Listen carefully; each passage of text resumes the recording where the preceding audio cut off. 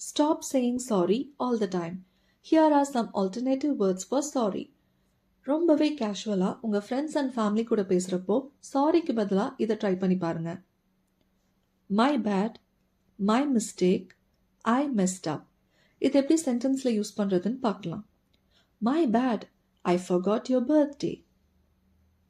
Oops, it was my mistake.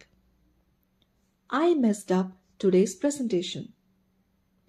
Next, ரொம்பவே ப்ரொஃபஷ்னலாக பொலைட்டாக எப்படி sorry சொல்கிறதுன்னு பார்க்கலாம். I apologize.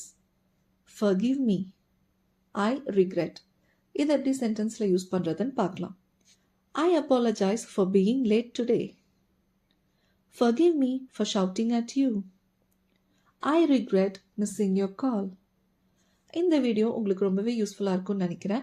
வேறு எந்த மாதிரி இங்கிலீஷ் ரிலேட்டட் வீடியோஸ் உங்களுக்கு வேணும்னு கமெண்ட்ஸில் சொல்லுங்கள்.